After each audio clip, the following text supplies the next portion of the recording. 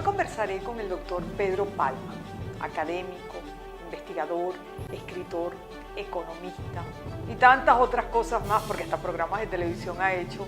Ya lo hemos tenido con nosotros y siempre es grato, pero sobre todo importante, tener un especialista en la materia que nos dé luces, que nos permita abordar el tema inflacionario en Venezuela, las causas, las consecuencias y las soluciones. Y ese va a ser el tema de hoy con Pedro. Gracias, Pedro. Gracias, muchas gracias por la invitación nuevamente, María Eugenia. Un placer estar aquí. Bueno, Pedro, el tema es la inflación. ¿Cómo llegamos a esto? Mira, Venezuela está padeciendo ahorita una hiperinflación dramática, con mucho la más severa que ha vivido la América Latina. Hasta hace poco tiempo los economistas hablábamos de los fenómenos hiperinflacionarios que se habían presentado como algo extraordinario. Bolivia 20.000%, Argentina 20.000%, 6.000%, 7.000% en Brasil. Bueno, resulta que eso se quedó corto para lo que realmente estamos viviendo nosotros en Venezuela en este momento. Porque, digamos, estamos ya en unos niveles hiperinflacionarios dramáticos. Primero vamos a definir qué es hiperinflación. La hiperinflación es una inflación, es un proceso de aumento sostenido de los precios, pero descomunalmente alto, fuera de proporción en lo alto. Y un famoso economista de los años 50, el profesor Kagan, habló de que una economía entraba en hiperinflación cuando tenía una inflación mensual, mes a mes, de 50% o más.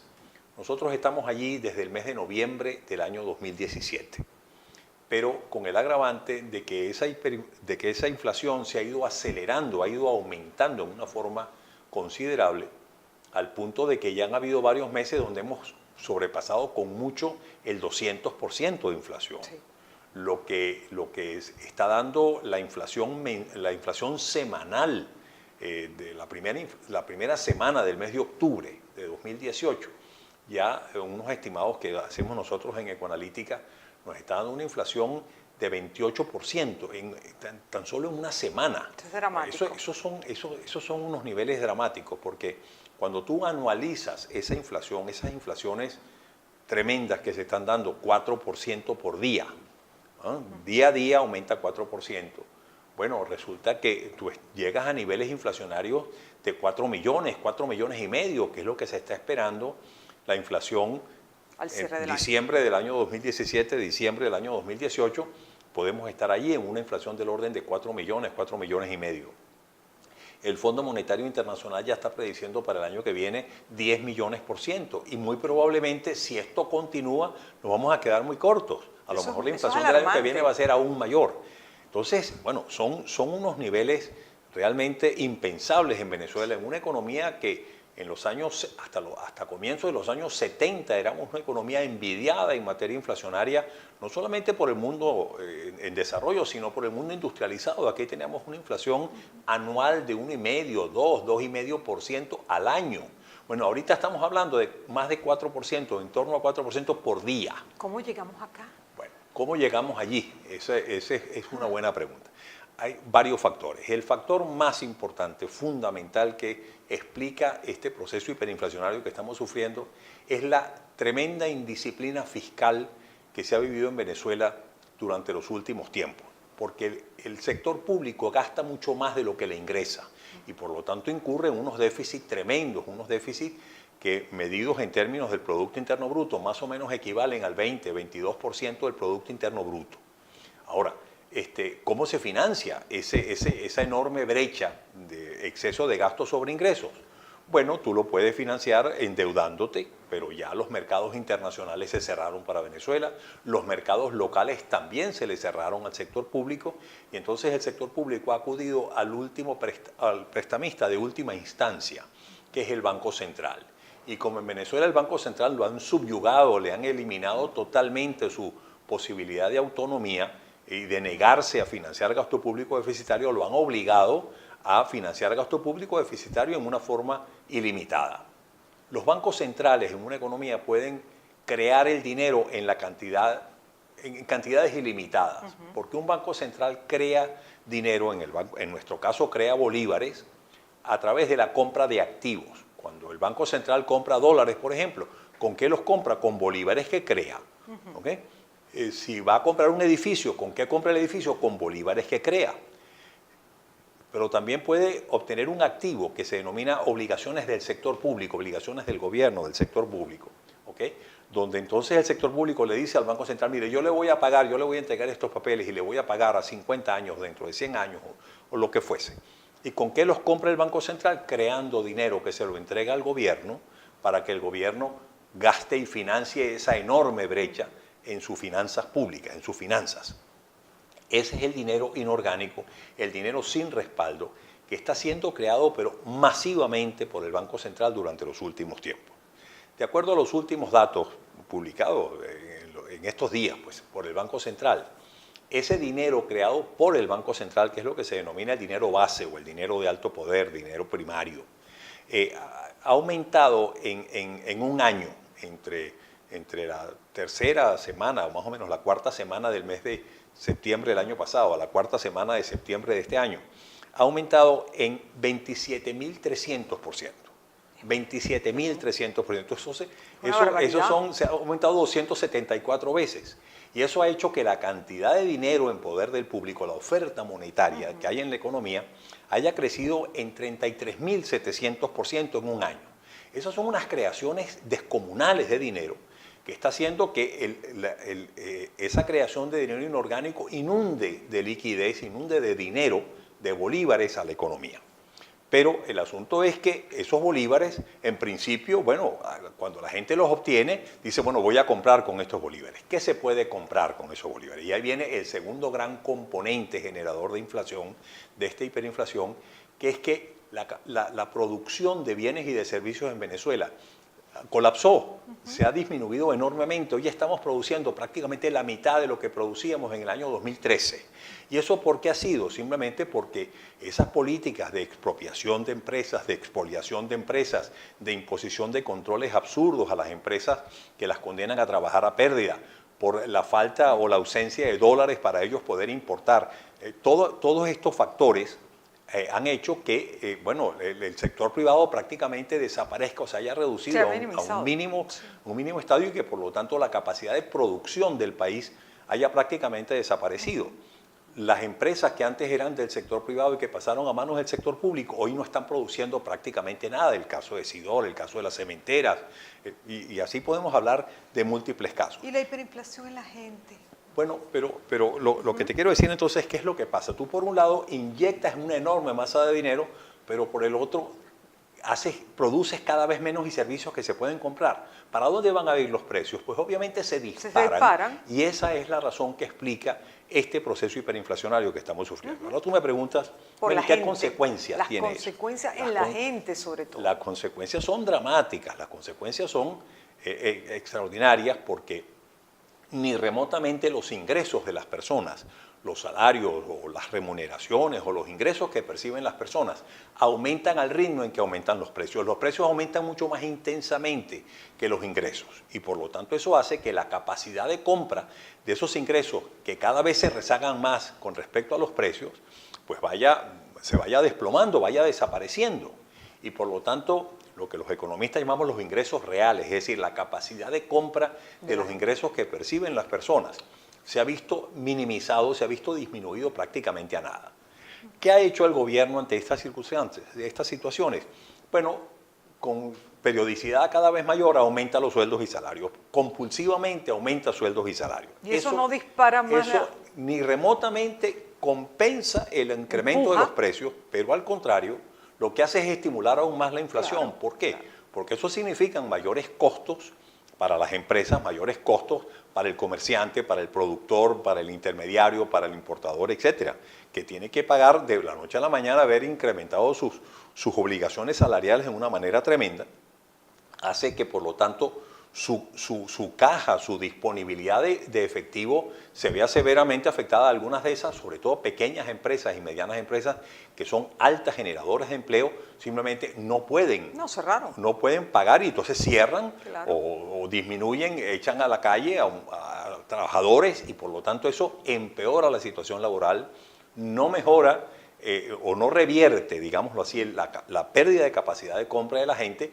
y lo que hace es que esas empresas tienen que transferir esos mayores costos a los precios. Ese es un factor inflacionario adicional que se suma y que genera una mayor presión inflacionaria. Entonces, bueno, como tú comprenderás, una población sometida a esta pérdida de capacidad de compra dramática, a unas situaciones de escasez y de desabastecimiento de productos dramáticos, la gente no encuentra qué comprar, por más que desean comprar porque tienen bolívares y no consiguen nada, no consiguen harina, no consiguen alimentos, no consiguen medicina, La gente se no desespera, consiguen además. nada. Y obviamente el estado anímico. Claro, y entonces eso trae como consecuencia un desmejoramiento en la calidad de vida dramático, que se ha traducido sin duda alguna en un fenómeno de crisis humanitaria tremenda, que se manifiesta ¿de qué forma? De los millones de venezolanos que están saliendo, están huyendo del país porque están desesperados, no encuentran qué comer, no encuentran, pero absolutamente nada, no encuentran los medios de vida más fundamentales, más básicos. Sí, nuestra calidad de vida ha disminuido, claro, y notablemente. Por lo tanto, y son esos venezolanos que uno le parte el alma cuando uno los ve atravesando las fronteras, que llegan a pie hasta a Ecuador o a Perú, buscando una posibilidad de vida mejor, niños que son abandonados por sus padres. Realmente las familias se están dividiendo. Dramáticos que se están viviendo. Sí, a mí lo que más me preocupa, más allá de todo el tema que vivimos a diario con la falta de lo básico, es el desmembramiento de la familia. Porque eso nos va a traer a la larga. Porque la economía, al final, si se aplican los correctivos que se tienen que aplicar, la economía termina funcionando. Eso es verdad. Pero el tema familiar, el tema moral, el drama humano, ¿cómo lo recomponemos? Eso es después mucho más complicado. Sin duda alguna, sin duda alguna. Esto va a dejar unas cicatrices, unas huellas muy profundas. Sí. En una sociedad que desconocía completamente estos fenómenos, que se veían como algo, como tragedias que padecían otros países, pero que nosotros nos sentíamos prácticamente inmunes. De las guerras europeas, las posguerras. Pero bueno, ahí estamos. Pues. Pero en las últimas meses y semanas también ha habido algunos anuncios que han dado un poco más de incertidumbre, porque pues si de pronto tú pones referencial para la gente el petro como moneda de cambio y luego hablas recientemente del euro o de los yuanes, pues la verdad es que el ciudadano común no entiende mucho. A lo mejor tampoco tiene mucho tiempo de dedicarse a la economía en todo esto que vivimos diariamente, pero esto también ahonda en una mayor incertidumbre para el ciudadano común. Sin duda alguna, porque digamos, los anuncios que se han hecho, los últimos anuncios que se han hecho, los de fines del mes de agosto, los del 7 de septiembre, a eso me refiero. Los que acaba de hacer el señor Tarek El Aissami, de eliminación del dólar en las transacciones cambiarias, etcétera, lo que generan es mucha incertidumbre y sobre todo, bueno, qué impacto, qué se persigue con esto, qué efectos va a tener todo esto. Y lo que hemos visto una y otra vez es que estos anuncios que hace el gobierno no terminan en nada, no solucionan prácticamente nada, porque no se está no se está atacando el problema en su raíz, no se está aplicando lo que ya se conoce, que es la receta para abatir los fenómenos hiperinflacionarios. Mira, ¿qué harías tú? Mira, la hiperinflación es un fenómeno que ya se conoce el remedio a esa enfermedad. Es así como una pandemia, una epidemia que sufrieron muchos países en el pasado, pero que ya se conoce cuál es el remedio, ya se conoce cuál es la vacuna para solventar esos problemas. Y por lo tanto, se consideraba que la enfermedad hiperinflacionaria era algo ya superado, que ya no se justificaba bajo ningún respecto que ninguna economía sufriera un proceso hiperinflacionario. Y ahora nosotros estamos inmersos. Esa economía que era ejemplo de estabilidad, envidiada por el mundo industrializado en los años 50, 60 y comienzos de los 70. Que tú comentaste en algún momento que nadie nos estudiaba. Así es, porque las crisis venezolanas que las hemos tenido, sobre todo crisis cambiarias que las hemos tenido, en la literatura universal eran muy poco estudiado, analizado, porque se considera, no, Venezuela es un país rico, Venezuela es un país que no ha tenido crisis. Y no ha sido así. Nosotros hemos tenido crisis muy importantes en el pasado, sobre todo de carácter cambiario, que también se traducen en crisis inflacionarias que nos han afectado en el pasado, pero ni remotamente de las dimensiones de lo que habían padecido otros países de la América Latina. Pero ahora nosotros, bueno, somos el fenómeno que está en estudio y en el tapete. ¿Cómo es posible que esta economía esté inmersa en semejante tragedia y en semejante desbarajuste como el que estamos sufriendo en Venezuela? Bueno, ¿cuál es ese remedio? ¿Cuál es? ¿Dónde está ese remedio? Bueno, mira, ese remedio se aplicó, o se ha aplicado sobre todo en varias economías latinoamericanas que sufrieron hiperinflaciones en el pasado. El caso de Brasil, el caso de Perú, el caso de Argentina, de Ecuador. Bueno, Ecuador en otro aspecto que es la dolarización, si quieres lo tomamos ulteriormente, pero han habido varios países que han aplicado esas recetas que han dado éxito y que han abatido los fenómenos hiperinflacionarios que han sufrido. ¿En qué consisten esas recetas? Bueno, mira, lo primero es cuáles son las causas, los orígenes que han generado esos procesos hiperinflacionarios. Bueno, pues entonces vamos a atacar esas causas, vamos a corregir esas causas ¿Y cuáles son esas causas? Fundamentalmente lo que ya mencioné al principio, el desequilibrio fiscal y el desequilibrio monetario. Cuando un gobierno gasta muchísimo más de lo que le ingresa y fuerza al Banco Central a financiarle ese gasto público deficitario a través de la creación de dinero sin respaldo, de dinero inorgánico, pues obviamente esa economía empieza a entrar en un proceso y en la medida en que aquello se hace totalmente ya fuera de control, caemos en procesos hiperinflacionarios. Por lo tanto, lo que hay que hacer es disciplina fiscal, eliminar esas brechas fiscales, cerrar esas brechas fiscales, eliminar esos déficits y después retornarle la autonomía al Banco Central para que el Banco Central tenga la autoridad de decirle yo no financio gasto público deficitario, como en el caso de Venezuela lo manda la Constitución. Si tú lees la Constitución del año 99, ahí hay una prohibición, pero taxativa, expresa, que le prohíbe al Banco Central financiar gasto público deficitario. Por eso es tan importante la independencia de las instituciones y el fortalecimiento de las mismas. Sin duda alguna. Ahora, ¿qué hay que hacer para eliminar los déficits en materia fiscal? Mira, eso no es una tarea fácil, pues una multitarea que tiene muchísimos aspectos, muchísimas facetas. En primer término, tú tienes que incrementar los ingresos del sector público. ¿Cómo los incrementas? Mira, cobrando impuestos, cobrando los servicios públicos que tienes que cobrar,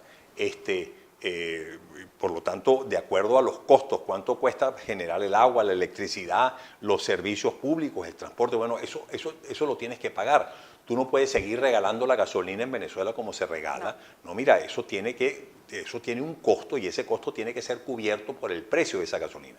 Eso implica, obviamente, al principio un impacto sin duda severo sobre la población, porque una población que está acostumbrada a recibir gasolina gratis, que está acostumbrada a no pagar nada por el agua, no pagar nada por la electricidad, aunque sea precaria, aunque tengamos este caos eléctrico que tenemos en el país, pero bueno, nadie prácticamente paga por ese servicio eléctrico. No, cuando tú le dices, no, mire, eso hay que pagarlo, porque eso tiene que, para que haya un servicio óptimo y que usted tenga electricidad y se acaben los apagones y usted tenga agua y usted tenga gasolina en cantidad suficiente, usted tiene que pagarla. Eso va a generar un impacto en la población. Sin duda alguna, eso claro. genera un impacto sobre la población, pero que hay que atacarlo, que hay que hacerlo. Sí. Después tú tienes que racionalizar el gasto público, tú tienes que eliminar una serie de gastos, de cargas sobre el sector público que no tienen sentido. Hay que ver lo que significa la carga, por ejemplo, de las empresas, de las pérdidas de las empresas públicas. Eso es un desaguadero tremendo. Tú no puedes continuar con un sector público cargado de un montón de empresas ineficientes que no producen prácticamente nada, ¿verdad? Pero que le implican un gasto enorme al gobierno, al sector público en su conjunto. Tú tienes que deslastrar ese sector público de esas empresas, de esas organizaciones que le generan gastos sin rendimiento ninguno. Tú tienes que optimar el rendimiento del gasto público. Tú tienes que hacer que con mucho menos gasto o con la misma cantidad de gasto tú puedas obtener muchísimo más de lo que estás obteniendo actualmente.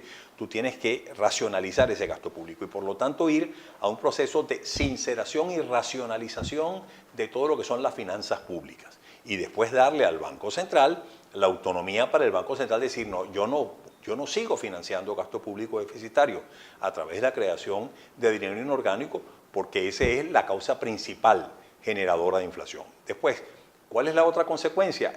Del lado de la oferta, lo que tenemos es un sector productivo destruido, depauperado prácticamente. Bueno, tenemos entonces que poner énfasis para reconstruir ese aparato productivo, retornando empresas que fueron estatalizadas en el pasado a sus dueños anteriores, dándole facilidades para que esos dueños, cuando reciban esas empresas, muchas de ellas destruidas o mucho menos eficientes de lo que tenían cuando se las quitaron, pero que tengan oportunidad de rehacerla, invitar a la inversión extranjera a que vengan los inversionistas y crear las condiciones para que esa inversión se produzca y por lo tanto que tú crees nuevamente un tejido productivo que permita que la economía produzca mucho más bienes y servicios en una forma efectiva y eficiente, que esas empresas sean mucho más eficientes, que produzcan con menores costos, que produzcan incrementando su productividad en una forma permanente, que sean generadoras de fuente de empleo bien remunerados y permanentes.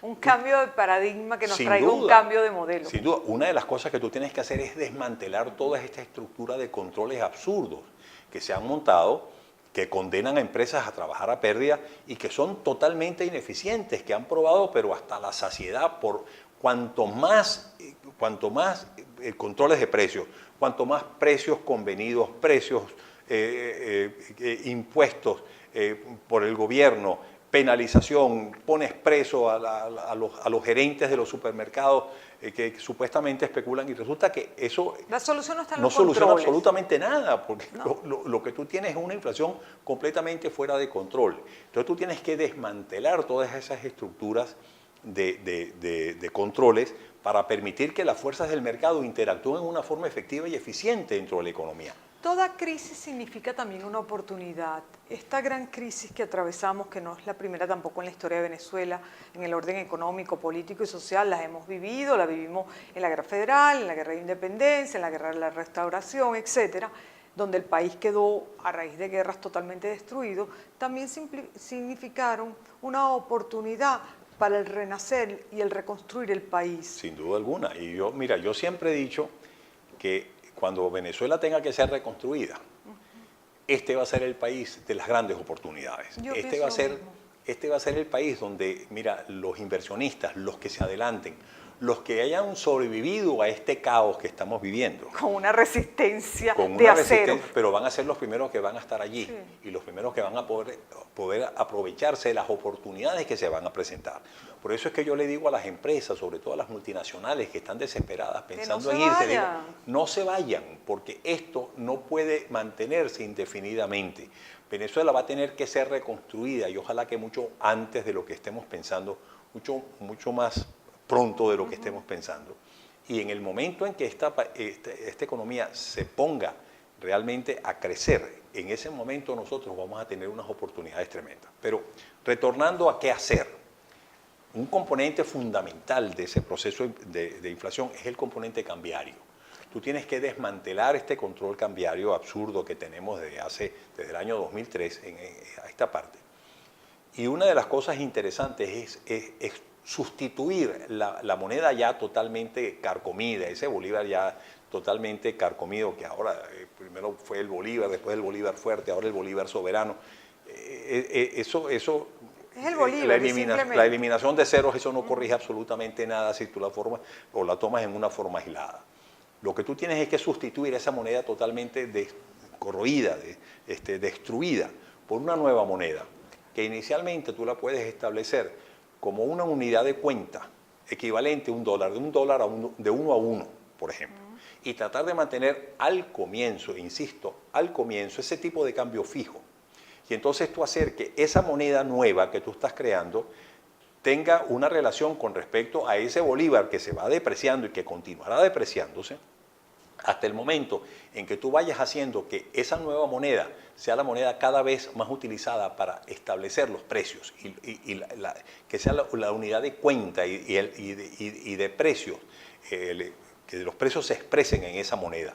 Y entonces cuando esa moneda tome esa importancia, ¿okay? Tú eliminas el bolívar viejo y sustituyes o creas una nueva moneda basado en esa unidad monetaria, en esa unidad cambiaria, monetaria que tú has creado. Fue lo que intentó hacer el gobierno sin haber hecho los correctivos fiscales y todo lo demás que tú dijiste, y sobre todo sin que se generara una confianza.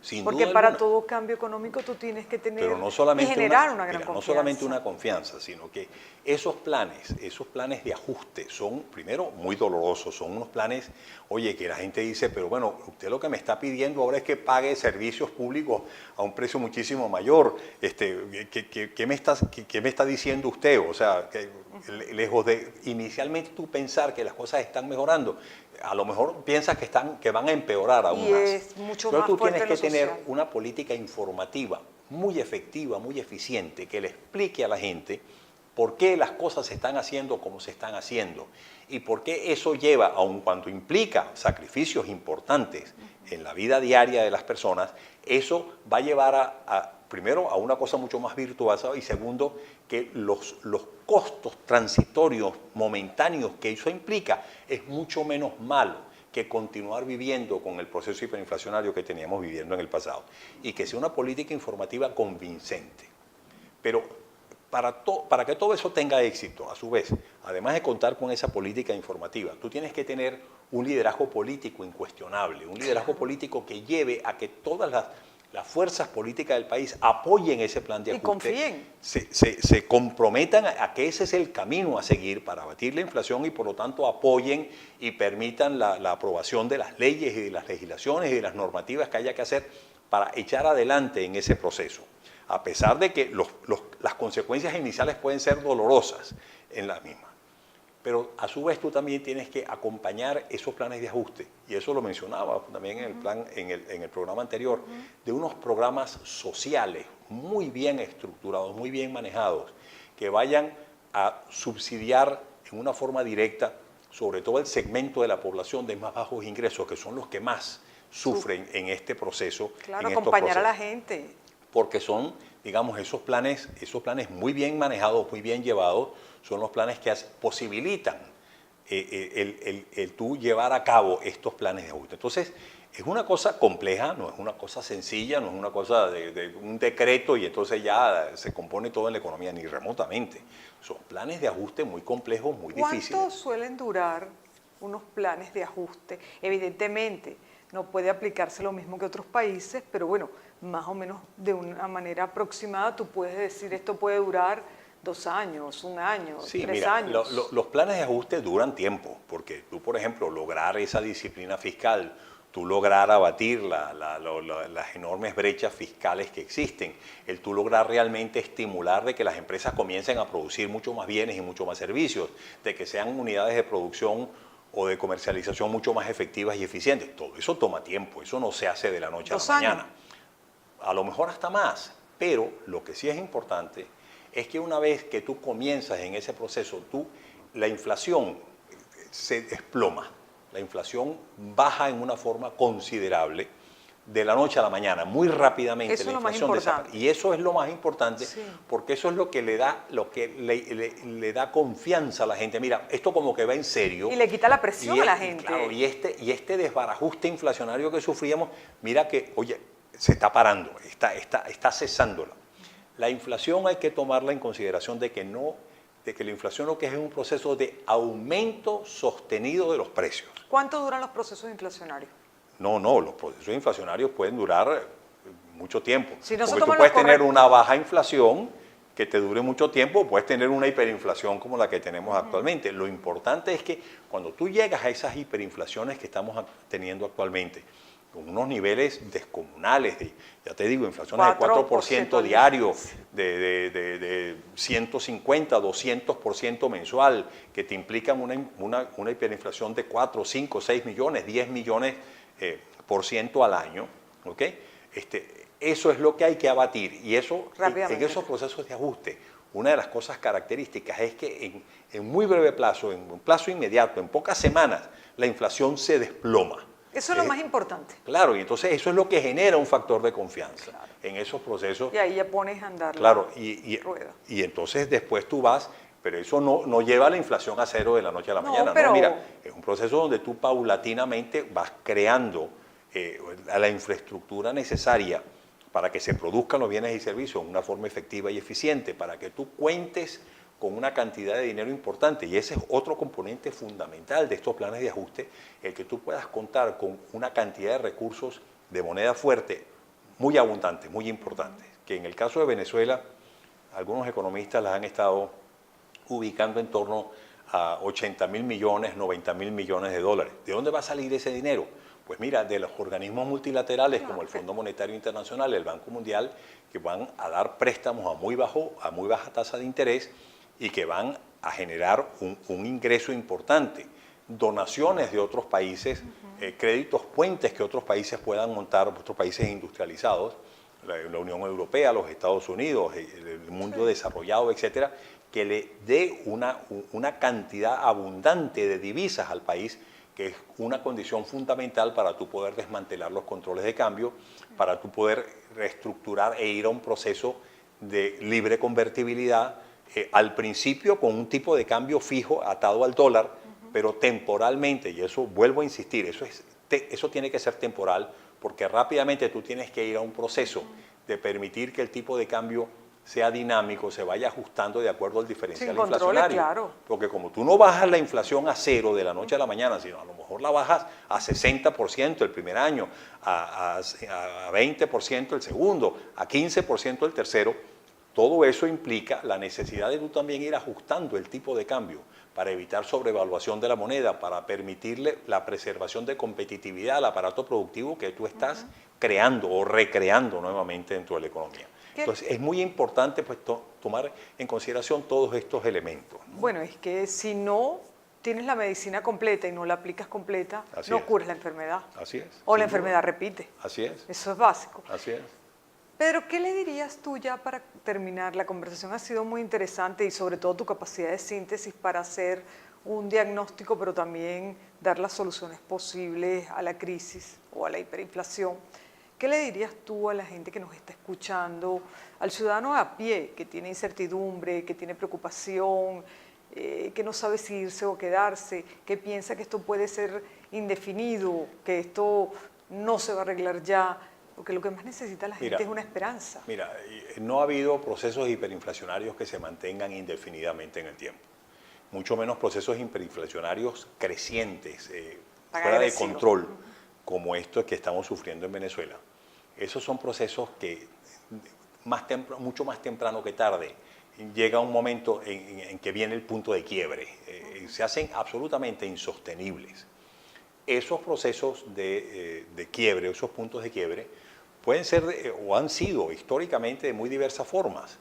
En algunos casos, digamos, el gobierno, para mantenerse con el control político, digámoslo así, es el que promueve ese cambio, el que promueve ese giro de 180 grados en el manejo de la política económica y lo hace efectiva y eficientemente, diciendo, mire, yo me equivoqué, pero ahora vamos a dar un giro de 180 grados en esta política económica con la intención de quedarse en el poder. Otros que se han opuesto a dar los cambios necesarios, mira, simplemente desaparecen como gobiernos, porque se hace insostenible en una sociedad el poder mantener estos estándares. Y por lo tanto, mira, yo lo que le digo a la gente, tiene toda la razón en estar desesperado, tiene toda la razón en no tener esperanza, en no creer que esto va a poder tener solución, pero va a tener solución. Y sobre todo lo importante es que la solución, la medicina, el tratamiento para corregir ese mal se conoce y se ha aplicado exitosamente en otras economías, no del mundo industrializado, del mundo en desarrollo, de nuestros países hermanos, nuestros países vecinos lo han aplicado y exitosamente. Entonces uno dice, bueno, pero ¿dónde van a estar los políticos para liderar eso? Todos estos políticos son corruptos. Dice, mire, señor, si ha habido corrupción en Brasil, ¿cuánta corrupción no hay en Brasil? ¿Cuánta corrupción no ha habido en Perú? ¿Cuánta corrupción no ha habido en cualquier otro país? Y sin embargo, en esos países ha habido la toma de conciencia, un liderazgo político que ha ido y ha tomado conciencia y ha hecho lo que ha tenido que hacer. Ha privado la sensatez, la unidad en función de un país. Exactamente. Y ese líder, ese liderazgo, surge en el momento en que tiene que surgir. A lo mejor quien lidera este proceso en Venezuela es alguien que nadie sueña ni piensa que es fulano o mengano, pero ese ese liderazgo surge en el momento en que tiene que surgir. Y las sociedades tienden a llegar a pactos que les permiten la subsistencia y la modernidad. Ya en el pasado los hemos tenido y no es una mala palabra, es una palabra necesaria que las sociedades buscan cuando buscan su supervivencia. Sin duda alguna que sí. Gracias amigos, gracias Pedro. Un placer. Será hasta la próxima semana.